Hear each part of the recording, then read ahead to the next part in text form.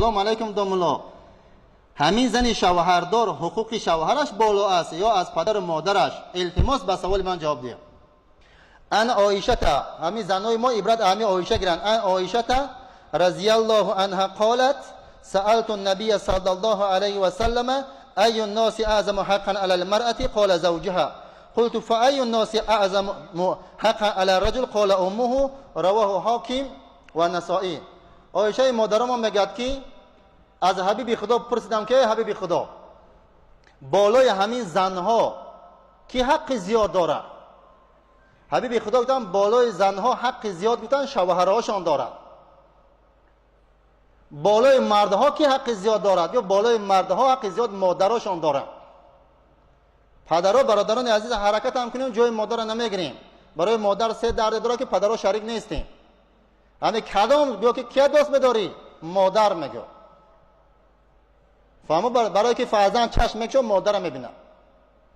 لیکن امروز مادرای ما بیرحم شدن که بچهای پرتن دیگه ترکیه دفع شده رفتگی، روسیه دفع شده رفتگی، کودکو دقیقی را گشته.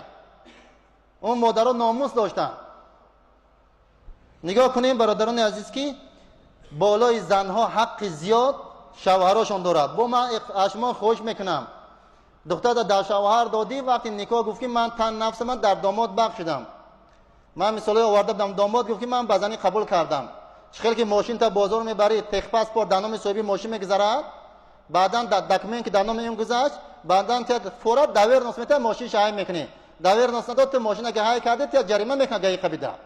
انا بعد دختر نکاح کردی تخ پاسپورت تخ اسموت در نام میگم که تخ پاسپورت در نام اون داماد میگذاره.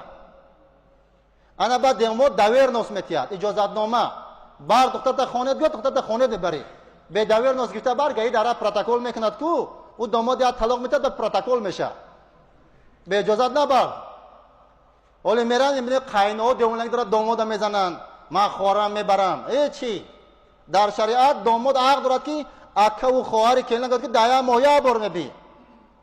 تمام برادر عزیز همین دامو میگذاروندی دیگه به داور نس میکنیم. داور نس داد نه. خلاصه یک قصه بود من گفته بودم برادران عزیز. خلاصه که در شریعت بالای زن حق شوهر از زیاد، بالای مرد حق پدر.